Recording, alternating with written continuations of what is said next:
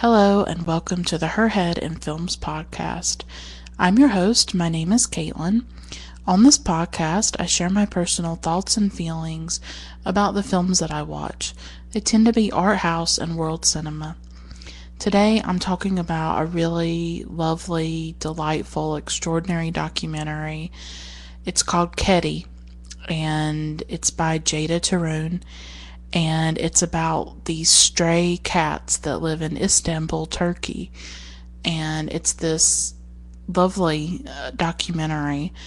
It's about the cats, but it's also about the people of Istanbul and their relationship to these cats.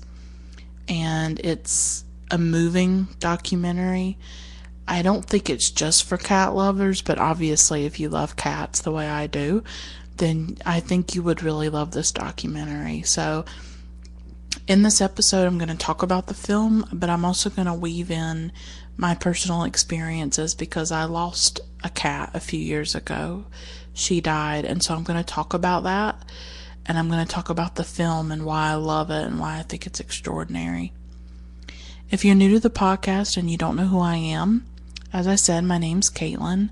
I'm a writer, a dreamer. I love literature, art, and poetry.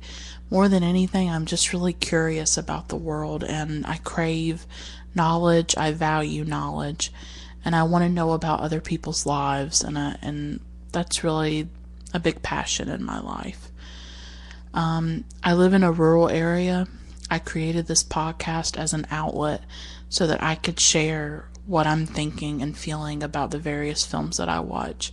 Film is a somewhat new passion of mine. I always loved books and writing, but in around 2011, I got really obsessed with cinema, and I really fell in love with art house films.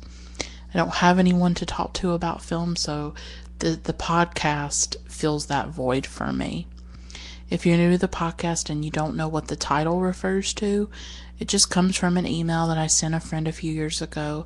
At the time, I was obsessively watching films, and I wrote to her, "My head isn't in the clouds, my head is in films." And I thought it was the perfect way to describe how I'm always thinking about films, and they sort of consume me at times, and so that's what Her Head in Films means. This podcast does have a Patreon where you can help to financially support it each month. It's a monthly subscription thing. I have all kinds of extras for you on Patreon. You can get access to bonus episodes and things like that. At one level, you get a shout out. First, before I do the shout outs, you can find my Patreon page at patreon.com/herheadinfilms. I'd love to have you as a patron if that would interest you. It just helps me sustain the podcast. But I want to give my shout outs to Lindsay, Olivia, Carolyn, Feminist Overlord, Michelle, Jessie, and Paulina. Thank you all for being patrons and to help sustain the podcast. I appreciate all of you who listen. If monetary support is not an option, please consider reviewing the podcast on iTunes or Stitcher. It helps it get better placement in the directory so that people can discover it. I'm really passionate about what I'm doing through this podcast, and yeah, it would be nice, if more people could discover it, and that would be nice. If you'd like to do that. You can share episodes on social media if you would like to, or tell friends about the podcast. You can interact with me on social media. I'm on Facebook at Her Head in Films. I have a newsletter. The link to sign up for it is in the description. So there's all kinds of ways that you can interact with me, and I always put that information in the description of each episode. But I love doing this podcast. It's a big passion of mine, and I don't know if I want to do anything beyond it. I've thought about trying to do a website where I write reviews and stuff like that. I don't know right now, but I do enjoy doing these episodes, but I have a lot of dreams and things I'd like to do with cinema, and you can help me do that through Patreon if you'd like to, or just by supporting the podcast in whatever way is possible for you and is comfortable for you. So, I appreciate your support. I appreciate all of you who listen. So today I'm talking about Kedi. Just such an amazing documentary, and there's going to be two parts really to this episode. The first is I'm going to talk about my cat's death, and then I'm going to talk more deeply about the film really, and I'm going to weave in some background information. I read a review that the director did, Ceyda Torun, and I hope I'm pronouncing that right. I went and looked at a video of the director, and the way it sounded that she was pronouncing her first name was Jada, even though it's spelled differently than the way it sounds. I do my best with the pronunciations on the podcast, but I'm not perfect, so I do apologize, and don't mean any disrespect if my pronunciation is wrong. So, Kedi in Turkish actually means cat, if you were wondering. That is why it's called Kedi. And it's just about these stray cats, these street cats in Istanbul. And there's a lot of them. Istanbul has a population of 15 million people. And there's actually hundreds of thousands of these street cats. And the film really explores the relationship that the city has to these cats, and how the cats are really, I guess, sort of the heart and soul of the city in many ways. I didn't see it just, even though it's called Kedi and it's about the cats, I also saw this as a documentary that is really a portrait of Istanbul and a portrait of the people. More than that, even, it's the portrait of a changing city, of a changing world, and the way the changes in the world are affecting a particular city, which is Istanbul. And but I'll get into the deeper stuff about the film in the second part of the podcast. First, I want to talk about my cat, and I want to talk about why I wanted to do this episode, because I watch a lot of films. I'm an obsessive film watcher. I watched more than 250 films in 2017, and Kedi was one of them.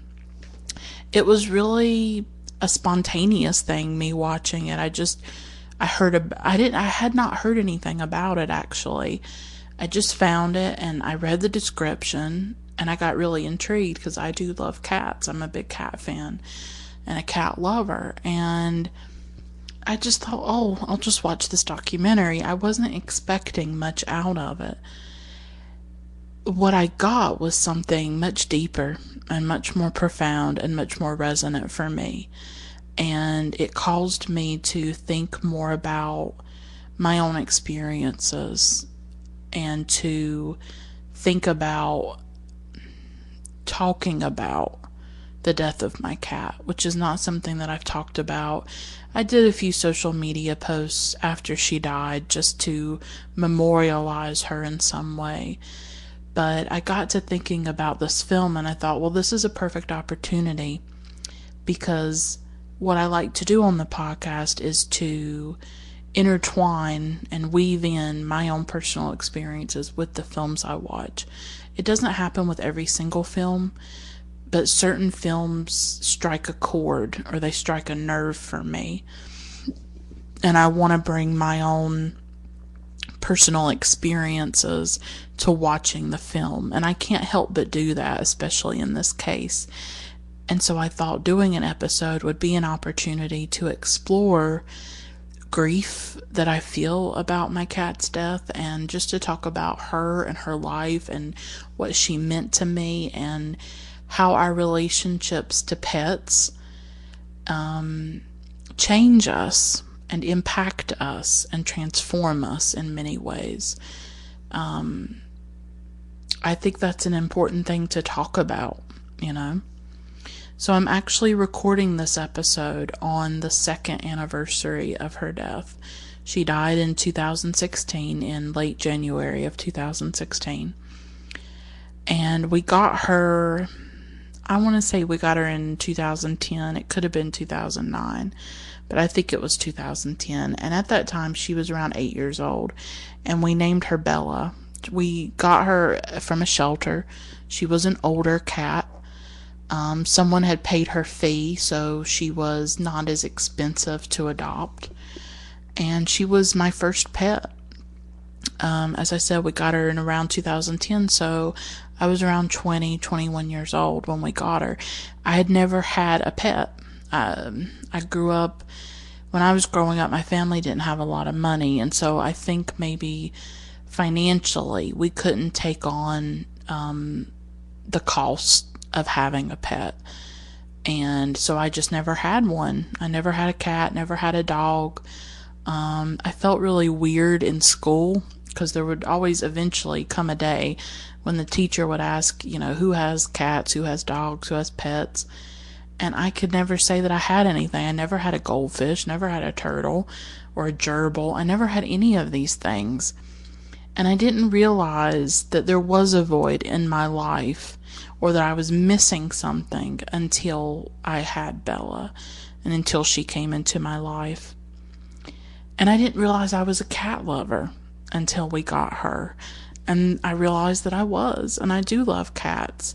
I think watching this documentary, I got to thinking, why do I love cats so much? Of course, they're soft. I like that they're quiet. I like that they take care of themselves pretty much. You get a litter box, they wash themselves. But something else that occurred to me while I was watching the documentary was that they are solitary and they are alone in many ways. Cats are. But they're okay with that. They're independent. They're free. They like being alone. They like being on their own in the world. And they are calm. There's a calmness, I think, about cats. There's something contemplative about cats as well. They're just content to watch the world and to watch people, to observe the world. And that's kind of how I am. It's kind of how I've always been, just this very, separate person. I've always felt very alone in the world. And I struggle with loneliness. But I'm also someone who likes to observe and likes to sort of be separate from things and just watch. And you kind of see that with cats as well. And, I know some people don't like how distant cats are or how standoffish they are and how sometimes they withhold their affection. When you come home, cats don't necessarily run up to you and get all hyper and crazy the way dogs can. So I think it's a very different temperament where I feel like dogs are very, needy in a way, but they're also very outgoing. They're very affectionate. Cats are much more interior. They are, they do withhold that affection sometimes. They're not needy. They're not, demonstrative, right? They're just not. But I still love them. I have a dog now. We have not gotten another cat. We just have our dog, Boomer, and I love him. I deeply love my dog, but I do think that I'm more of a cat person, and there's just a different relationship that you have. It doesn't mean it's better or one's good or one's bad. It's just the temperaments are different. The experience of them is different. So I wanted to read an excerpt. When Bella was dying in 2016, I wrote like a blog post. I have this blog that I have about grief, and I wrote about her while she was dying, and it was interesting because I wrote this blog post, and then like that night after I published it or whatever, she actually died. And it was a really painful experience for me to see her die. So in the blog post, I reflect on her and about just different things. And so I wanted to read it in this episode. So here I go, reading the blog post. I remember the first night she was with us. I was up late by myself in the living room, and for some reason she ran around in a random spastic way like she was running after something that wasn't there. Her strangeness scared me at first. I had no experience with animals. I didn't know their language or how to interact with them. It didn't take long to fall in love with her. She is white with patches of brown fur. Her eyes are large and round and green. I think she taught me how to love in a different way. At night she climbed on my chest. Then when I slept on my stomach, she sat on my back. Sometimes she even plopped down on my head. The physicality of her astounded me. I'd put my ear to her purring body and feel the mass of fur against my skin, and it felt like I was connected to another being so fully. I wondered if she had thoughts. What do cats think? What do they feel? I'd stare into her eyes and wonder what she saw when she gazed back at me. Did she know how much I loved her? Could she feel that love in the way I caressed her fur, in my hunger for her, how I'd take her in my arms and not let go until she escaped my grasp and ran away? She'd had babies and her stomach hung down nearly to the floor. It would swing back and forth when she sprinted down our hallway. She'd ignore us all day, but at night she came alive, meowing and laying on her back, signaling that she wanted us to rub her belly. She is an individual. I may have another cat in the future, but that cat won't be her. It won't have her personality and idiosyncrasies. It won't smell like her or feel like her or sound like her. So that's what I wrote. I just had this very deep relationship to her, and I think she helped me in some way because my father died in 2006 when I was 16. And I talk about him on the podcast a lot because it's just this raw, unhealable wound that I have when it comes to his death. And it was painful and devastating and shattering for me. And a lot, it's been 12 years almost. And it's still very hard. And, you're not supposed to say that. You're not supposed to say over a decade later that it's still hard, that you're not okay, that you're still struggling.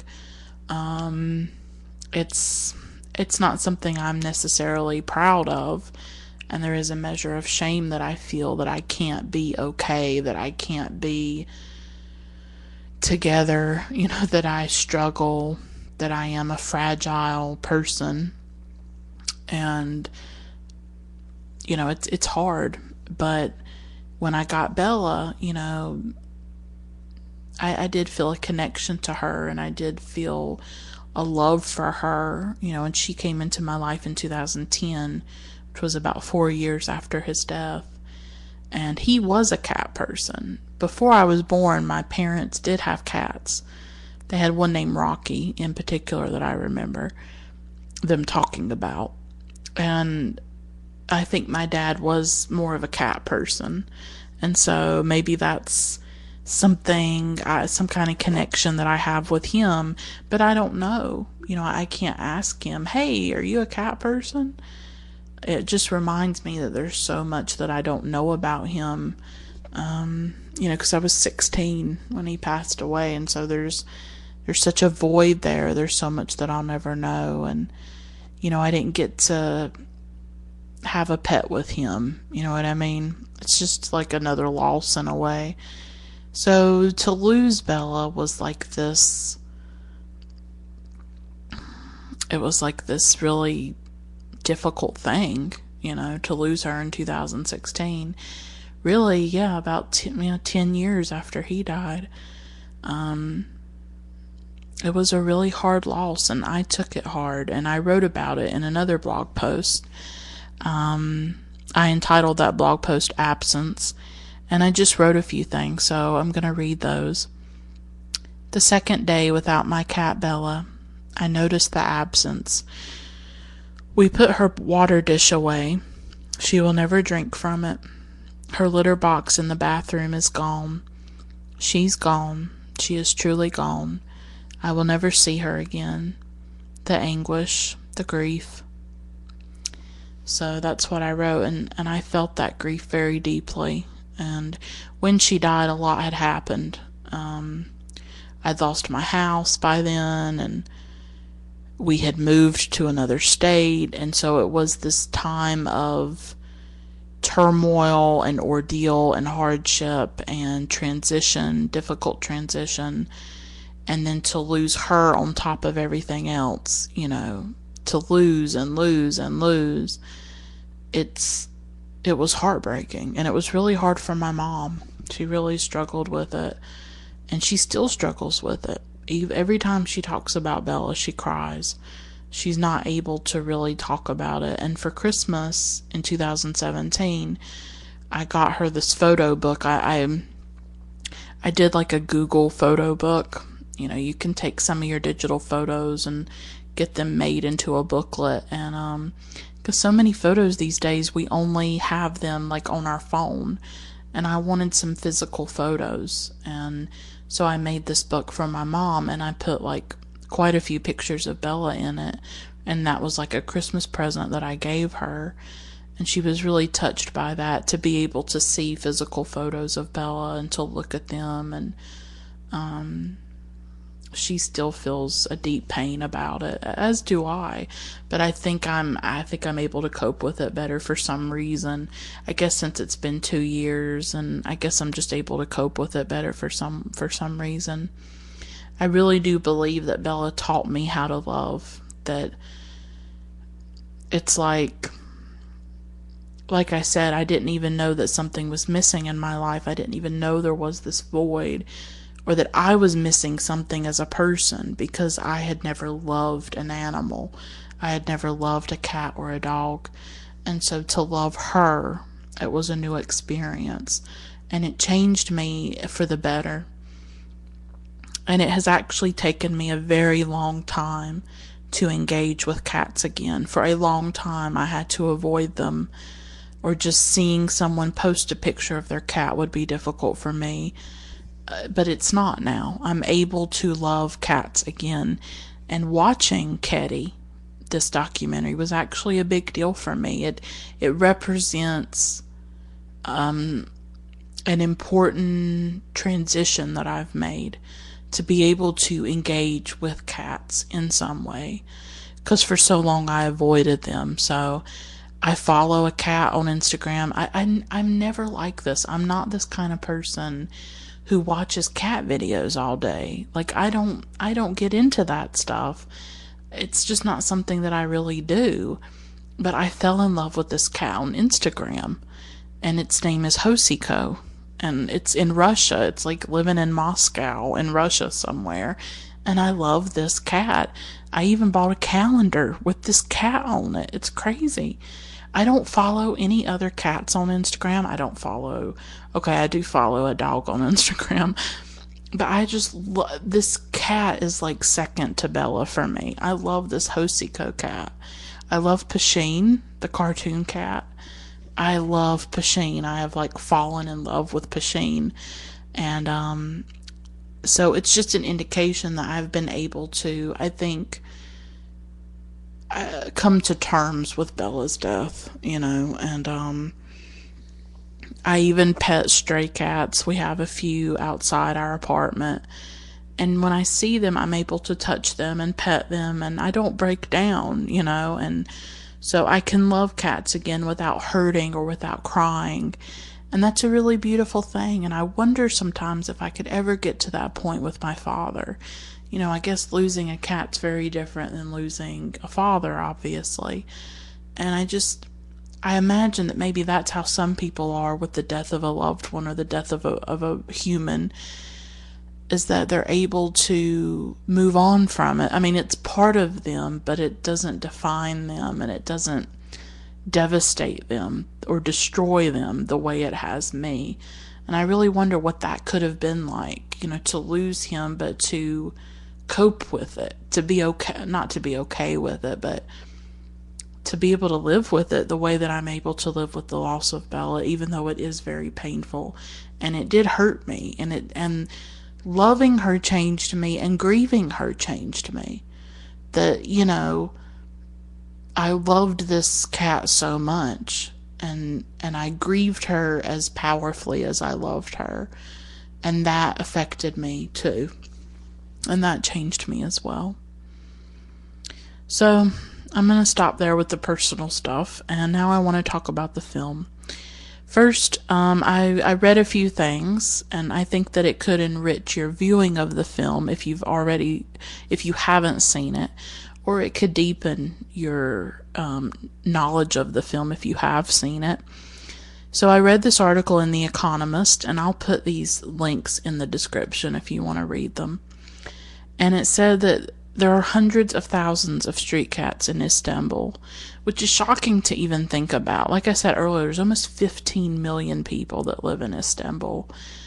And it's just amazing to think of all these cats being there. And so there's some really interesting things about how cats are connected a bit to Islam.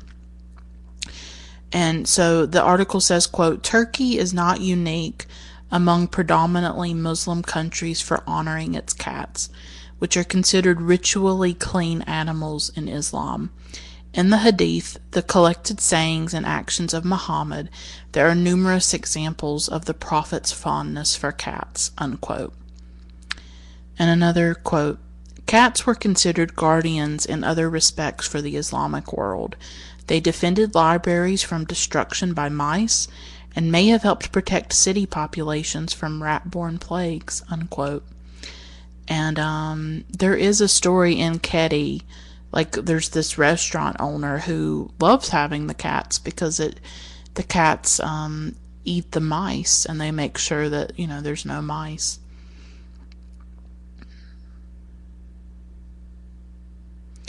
And it's interesting the contrast in how Islam saw cats and how Christianity saw cats long ago.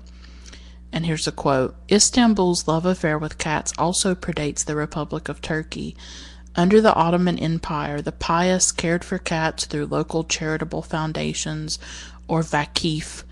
By contrast, cats were often feared and vilified in medieval European cities, unquote.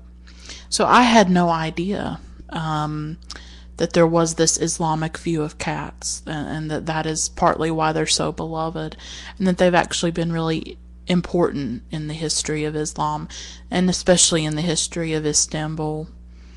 And so I thought that was really interesting, And there is in the documentary a spiritual dimension to the caring for the caring of the cats in Istanbul. Several of the people mention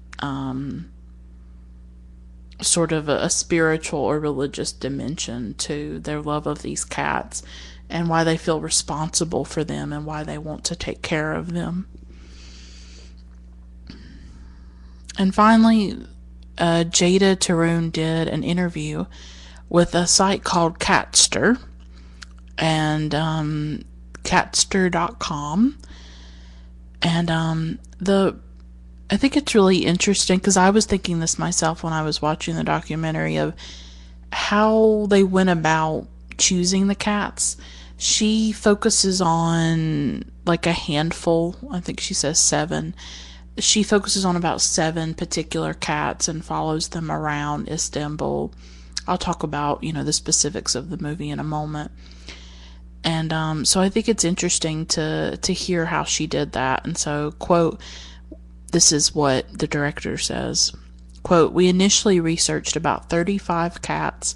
We had 3 people on the ground in Istanbul before the full filmmaking team got there, checking out different neighborhoods and trying to identify cats who had a special relationship with the people around them. By the end of the shoot, we had 19 cat stories, and by the end of editing, that came down to the 7 you see in the film. Unquote. And then the interviewer asks her about how the cats are faring in Istanbul today. Because that's also a part of the documentary, is how Istanbul is changing and how it's becoming more difficult both for the people who live there and for the cats. And so Ceyda says, quote, she says that Istanbul is, quote, less hospitable to cats. There's very little green space left. It breaks my heart. Street cats really reflect how people live in cities. I grew up in Istanbul in the late 1970s in an apartment building, but we had a very sizable backyard. Now my sister's kids are growing up there in an apartment with no backyard. Every piece of soil is being concreted over. All these little spots where street cats used to be able to live, unquote.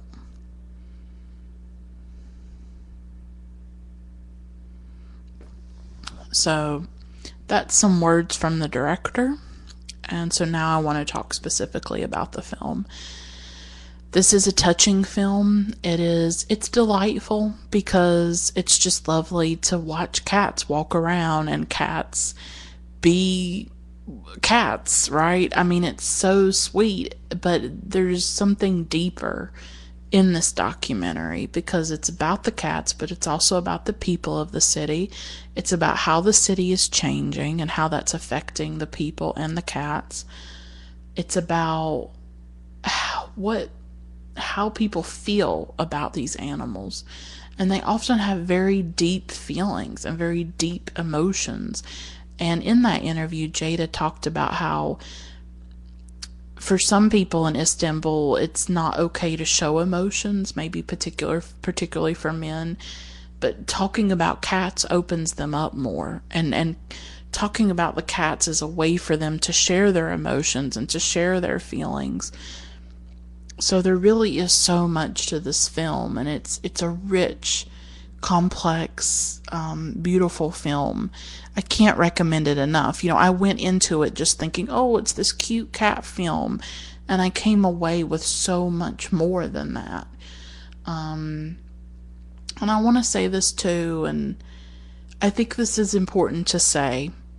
Here in the United States, since September 11th, 2001, there has been an ongoing, relentless, terrible dehumanization of Muslims and of people from the Middle East. And Turkey would be considered part of the Middle East for those of us who live in the United States. I witnessed it myself when 9/11 happened, and I was living in a small rural town in North Carolina, which is in the southern United States. And I saw the way girls wearing hijabs and the headscarf were treated. I saw people yell things at them and say mean things to them. This is an ongoing issue, and it's still happening under President Trump, which, just to say those two things together, President Trump, makes me ill. But we see it with the Muslim ban, with certain countries, the residents being banned from coming into the United States. We see it really in just the ongoing demonizing, scapegoating, dehumanizing rhetoric surrounding Islam and Muslims and people from the Middle East. It's constant here in the United States. I think a documentary like this about Muslims, about people in the Middle East, can be a powerful thing. I think that there is the possibility that someone could watch it who lives in a small town like I do, in a rural area, who maybe has not been exposed to different cultures, different religions, or has this stereotypical view of the Middle East as this scary, barbaric, violent place, because that is what we get here in the U.S. That is the stories and the narrative that we get, that Muslims are violent, Muslims are bad, people in the Middle East are violent and scary. I'm just being honest. I don't feel this way, but this is the image of that area and of those countries: Iraq, Afghanistan, Iran, Turkey, Lebanon, the Palestinians. There is this huge amount of dehumanization and demonization that happens and is happening.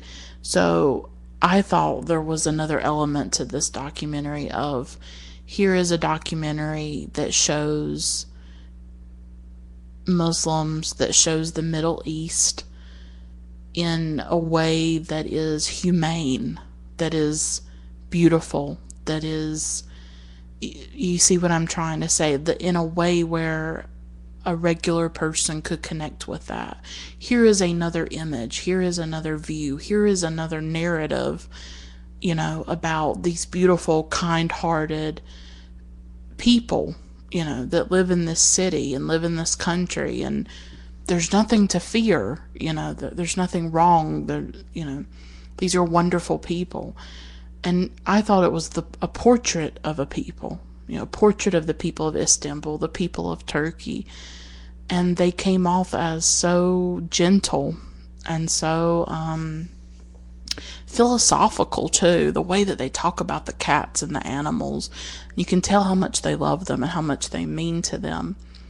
I think there's a power to that perhaps this documentary could generate more empathy in the world. That somebody could watch this documentary and think, oh, these views that I have of the Middle East, this, distorted, hateful narrative that I've been given is not true. That these are people. People live in the Middle East. Human beings live in the Middle East. Their lives count. Their lives matter. They are complex and complicated and beautiful, and I think that's important. And I just wanted to bring that up, because I am from rural areas. I am there's this bubble, there's this lack of knowledge, there's this watching Fox News all the time and getting this really weird, distorted, hateful view of other people, especially those who live in Africa or live in the Middle East. It's disturbing, and I wonder if a documentary like this could change that, or could change a few hearts and minds, or open up their eyes, That's certainly what cinema has done for me. Because I live in those little areas, I don't have a lot of experience in the world. I don't have money to travel, and things like that. And so I really travel through films. And I've always felt like books and films and things like that really gave me a sense of empathy and compassion, and I wanted to know about other people, and so I think that's another important part of this documentary, is that it's about cats, so it might kind of bring in people, but then through that they're really getting this portrait of a city in the Middle East and getting a more complex view of that region. Although, yeah, that's what I would say. Yeah. So, one of the inhabitants of the city who's in the documentary says a really important thing, and he says, without the cat, Istanbul would lose a part of its soul. So these cats are essential to Istanbul. They are the heart and soul of this city, it seems to me, in this documentary. Through the film, we get both an intimate view of the city, and then we get sort of a larger view. And Ceyda does that through these overhead shots. So throughout the film, we're at the level of the cats, but then she does these overhead shots, or where you see the rooftops and you see just the beauty of Istanbul. I was really amazed. I've never seen anything about Istanbul. I don't know a lot about Turkey. I just haven't been exposed to it. And I didn't know much about the city, and it was so beautiful. It's like on the water. There's a lot of water around it, and I was just sort of amazed. I just thought it was a really beautiful city, and Ceyda captures that through these overhead shots. So there's this ground level view of the cats and the common person on the street, and then there's this almost godlike or omniscient view above the rooftops, looking down on all these lives that are, going about their day, all the buildings, and all of that. It's this bustling city, but it's also a city that's in transition, a city that's changing. But the one thing that remains really constant and stable are these cats. They've been here thousands of years, for a really long time. In fact, the film tells us at the beginning, cats have lived in what is now Istanbul for thousands of years. So they are this really ongoing, stable presence within the city, even though they're sort of endangered in some ways. And it's amazing. I don't know how she filmed this film. She did such a great job, the team and Ceyda. We see, like, we feel like we're in the world of these cats, and a lot of times we're like right down at the ground with them, and you'll see people's shoes and their legs, and that's all you'll see of these people walking by, because you're at the level of the cats, and so you're seeing what they see. You're experiencing the world the way the cats do. So the film focuses on about 7 cats in the city, but it also interviews people in Istanbul and weaves in the interviews throughout the film. And the people who are interviewed discuss their relationship to the cats.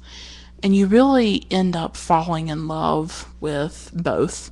You fall in love with the cats, but I think you also really fall in love with the people.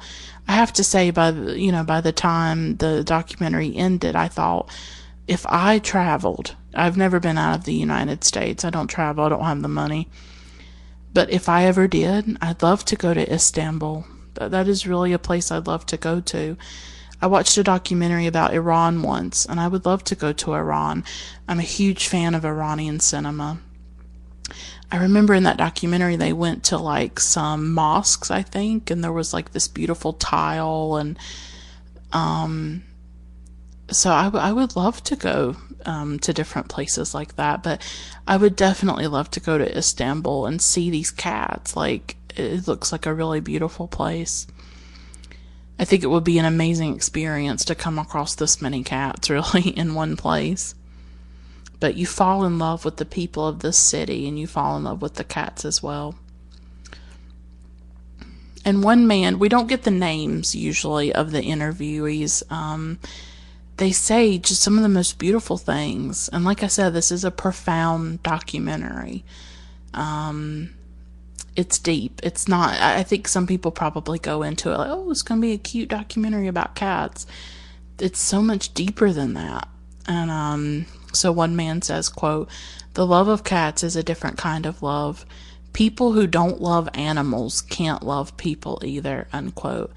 And I thought that was a really important thing. And it was something that I learned in my own life, like I talked about earlier, that I've always said that Bella, my cat, taught me how to love, or how to love in a different way. It's one thing to love people. It's another thing to love a pet, to love a cat, to take care of a pet, because you realize that they are completely dependent on you. Your dog is not going to eat if you don't feed him. He's not going to be able to go out and use the bathroom if you don't take him. So in many ways, you feel that sense of responsibility for another living being. And I think that does change you. And I think that loving a pet is important. That people who don't love animals, or people who hurt animals, or things like that, that says something about that person. Don't you think? I mean, I don't want to make generalizations. I mean, I know some people just don't connect to cats or dogs, but I do think that, I think that's an important thing to experience, that kind of love for an animal. And I think it teaches you something about yourself, and I think it expands your humanity. I really do. I've seen that happen, with myself, and I think loving a pet, falling in love with a pet, it softens you. I think it makes you more tender in some ways. I think it can. I don't think maybe that happens to everybody, but I think it can happen. I feel more sensitive,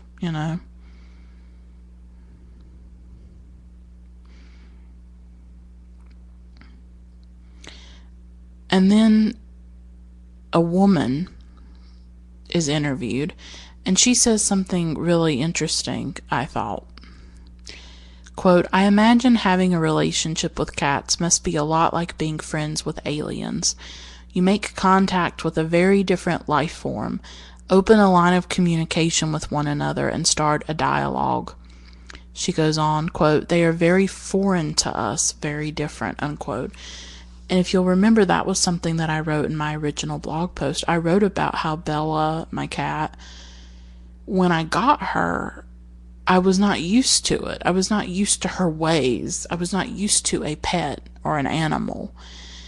And it was different, and she did feel very alien to me in some ways.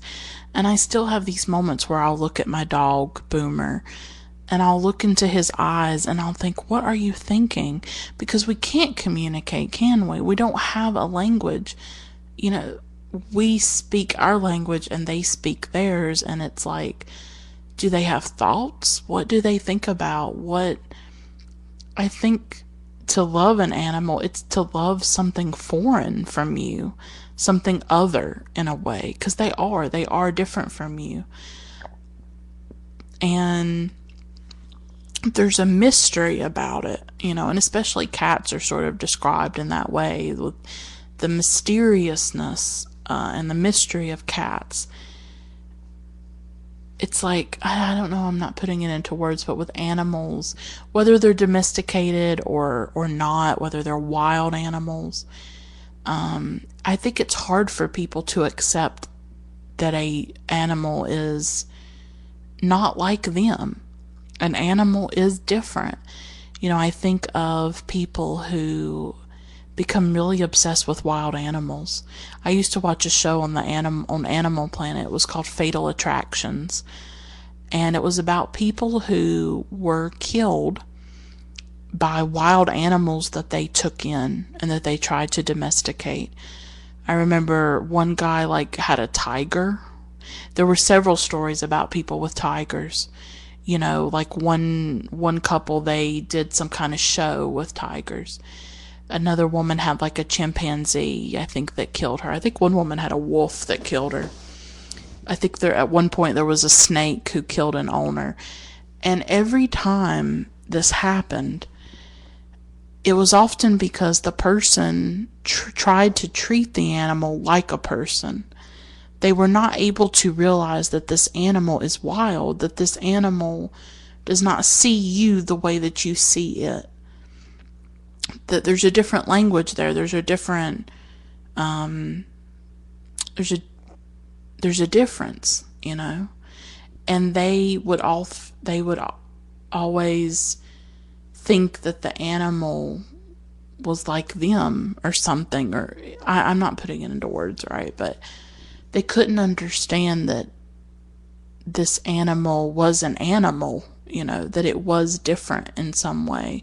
That doesn't mean you should hurt it or anything like that, but it just means that it is foreign to you in some way. You can't treat a chimpanzee the way you treat a person, Often in doing that, you are hurting the animal. When you put these animals in captivity, whether it's whales at SeaWorld or it's chimpanzees and monkeys, in zoos, you're hurting it. You are hurting this animal by not treating it with dignity and treating it with respect and understanding that it is different than you, that it doesn't want to sleep with you in its bed. It wants to be in a tree. It wants to be free living its life.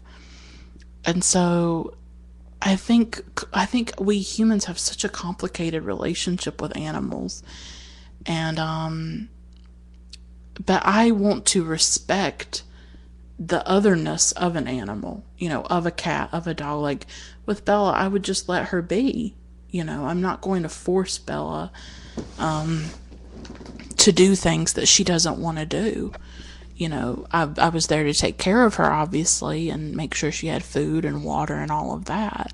But she was a cat, she's different, and she has a different way. She has different behavior. She has different things that she does.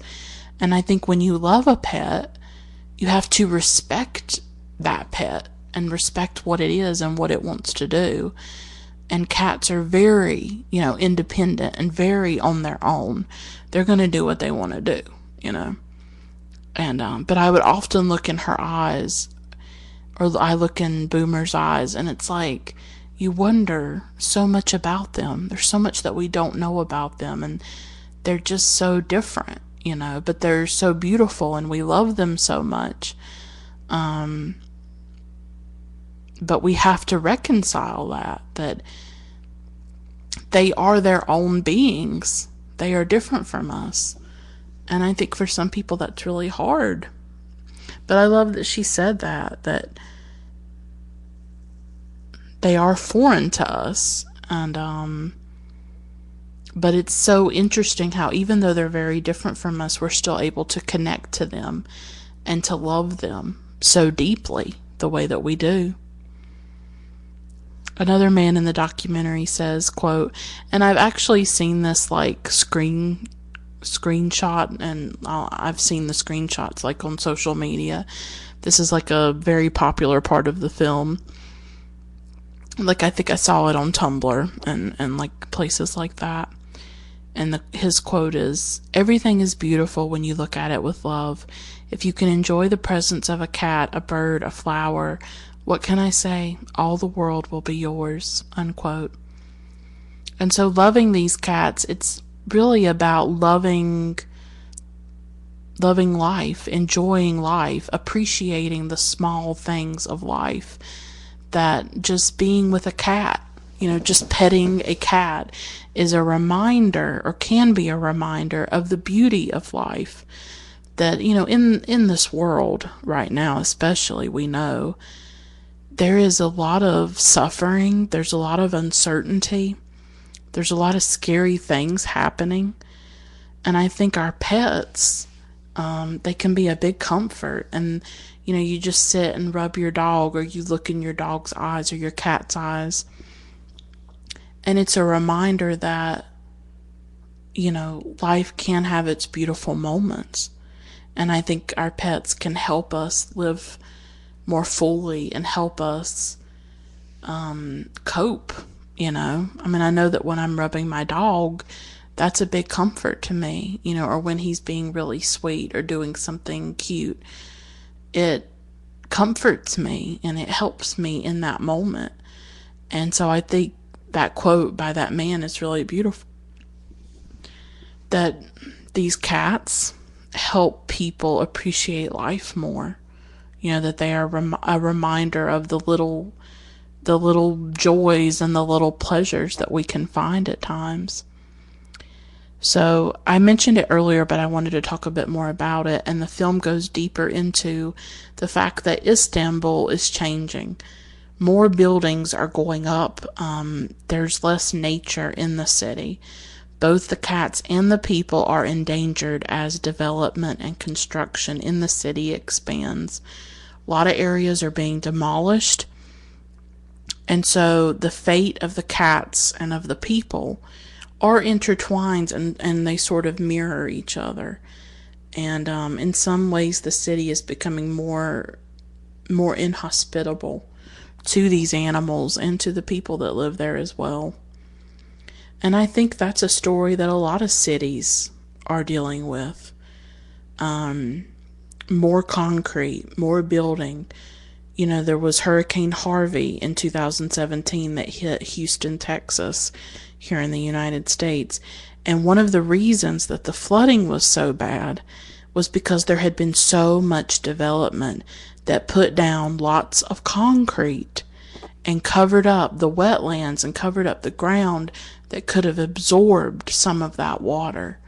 So we can see how, in the case of Houston during Hurricane Harvey, this unfettered, development and construction has a direct impact on these disasters that happen. And in some ways it was man-made because of that. That if there had been more, wetlands and more ground for the water to soak into, there may not have been such bad flooding. I don't know the specifics about Istanbul, but I think any time that you are wiping out nature, when you are getting rid of nature and you're putting down more concrete and you're putting up more buildings, I would say that that is always a precarious thing and is not always a good thing for people or for the animals that live in these cities. So I don't know if the people of Istanbul or the politicians or the government people are going to address that or change that or anything like that, but I thought it was important that the documentary did mention it and did explore it a little bit. So the film also talks to a woman who she discusses the death of her cat. She has this cat that she was really close to, and she has like a lot of pictures of it, like in this photo album. And I thought it was so interesting what she said. She said, quote, "My longing for her, let's just say if there is afterlife, I want to meet her again, not my grandmother," unquote. I thought that was like a kind of a funny moment that, if there's an afterlife, she doesn't want to see her grandmother. She wants to see her cat. And I think it speaks to the fact that in our lives, often animals and pets can mean more to us and be better to us than the people in our lives, I think a lot of times our relationships with people can be really difficult and painful.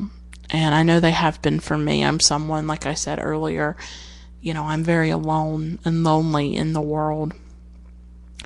And I haven't had a support system. I haven't had a lot of friends. I don't really have a family besides my mom. And so with Bella and now with Boomer too, I do feel a sense of companionship with animals. There is something easier about animals, and they're easier to love, and they love you unconditionally. And that's an important part of these pets too, is this feeling that you are loved unconditionally, and that that unconditional love is so difficult to find from human beings. I think we all search for it and look for it.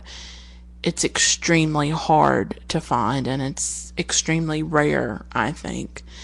And that woman that talked about her cat dying, she has a lot of cats now, and she feeds a lot of cats and has a lot in her apartment. And it just reminded me that loving a cat is really fraught. It's a fraught thing, because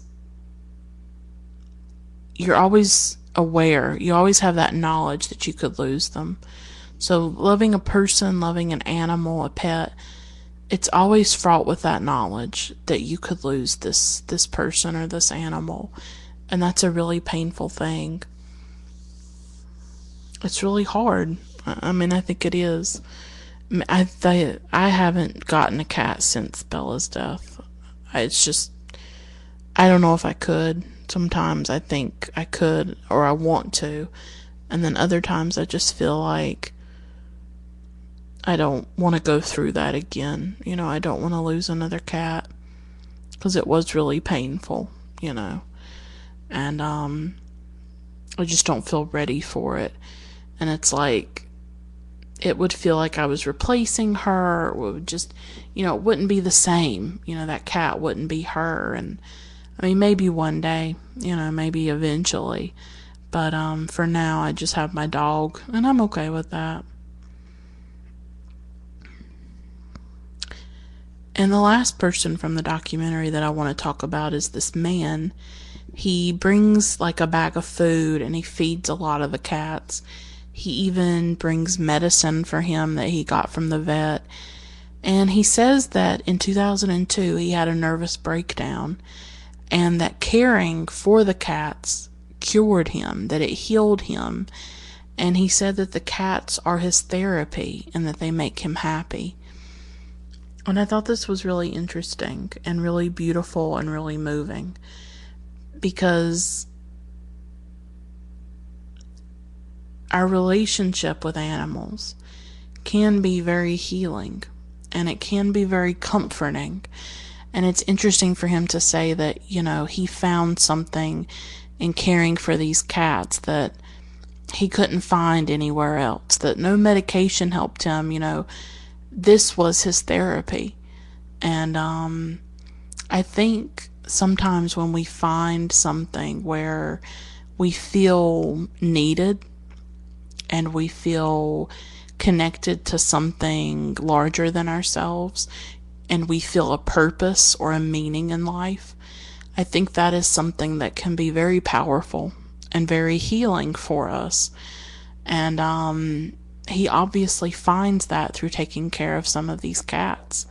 He can't take care of all of them, but he has like a group that he goes and feeds and gives medicine and stuff. And I just thought that was a really beautiful story. I mean, this documentary is just filled with so many of those stories, and I didn't even go into all of them. There's so many stories in the film, and so many beautiful interviews, and that's why I say that I think it's a portrait of the people of Istanbul. The way they love these cats, the way they take care of these cats says something about them. It reveals something about them, and reminds us that our relationship to cats and to other pets is profoundly transformative, and it's important. And I don't know if we talk enough about it. There's not a lot of films like this. It's a beautiful documentary. I know I keep saying that word. I don't know what other word to say. It's a revelatory film. It is an emotion. There's emotion and feeling in it. And it really probes this relationship that we can develop with animals, especially with cats, obviously. But I think that's why maybe the film could appeal to people who are maybe not into cats.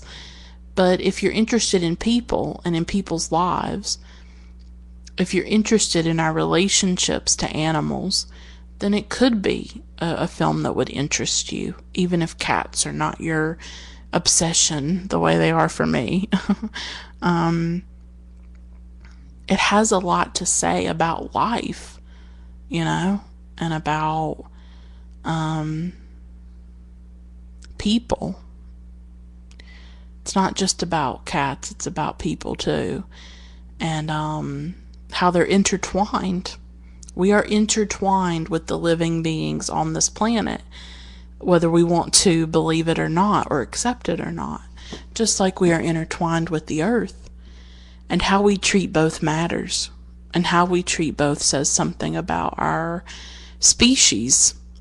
And unfortunately, human beings have been quite destructive, both to the earth and to other animals. And this film is a reminder to treat living creatures with respect and love, and to take care of them. That's also a really important part of the documentary, is the obligation and the responsibility that the residents of Istanbul feel for these animals. That they feel almost like they're guardians or something. That they have an obligation to take care of them. And obviously Islam has imparted that message somewhat. I don't know if every person interviewed was Muslim or not. They feel a deep social responsibility, right? They feel this collective responsibility for these cats, And don't you wish, here in the U.S. we felt that, or at least felt that for like other people or for each other? This responsibility for those that are smaller than us, or those who are helpless or defenseless, or it would be nice if we had that view, right? That we have a responsibility both to our pets and to these different animals, and also to each other. I also sensed, though, the way that the people who were interviewed talked about the cats, the way they talked about just different things they said in the interviews when it came to Istanbul, there was, for me, a sense of sadness too and melancholy about the people, that I think they themselves are struggling with the way their city, their beloved city, is changing. And that came through for me. I don't know if it was intentional or if I'm making that up or reaching, but there was a sadness to the people as well. And I think that comes from the changes that are happening in the city, the development that's occurring, and that is probably affecting all of their lives and making their lives more difficult in some way. Life is hard. Life is hard these days. And as much as you can tell that they love the cats and the cats comfort them, I just sensed a sadness too. And I think that was there as well. So, yeah, I think I've said everything that I want to say about the film. I just wanted to take the opportunity to talk about it. I think it's an important film. I think it has a lot to say about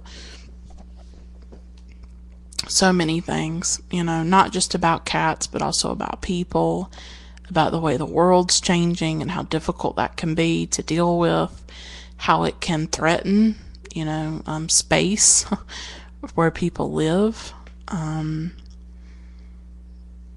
And I also wanted to talk about Bella and talk about my cat. And, it's hard to believe it's been 2 years since she passed away. And it was a hard, very hard experience that I struggled with for a long time. But I do feel like in some way I've come out the other side of it. And I'm glad that I can watch something like this again and that I can appreciate it and that I can engage with cats again and love them again, because that love transformed me and changed me, and I don't want to let that love go. I want to keep feeling it, and I want to keep loving animals and loving cats without it hurting so much. And I do feel like I've come to that place for myself. And I wanted to talk about that in this episode. And I just wanted to talk about this lovely, beautiful, extraordinary, delightful film that I think everybody should see. And I hope that you can see it. So I'll stop here. Thanks so much for listening. Until next time, keep watching great films. Bye for now.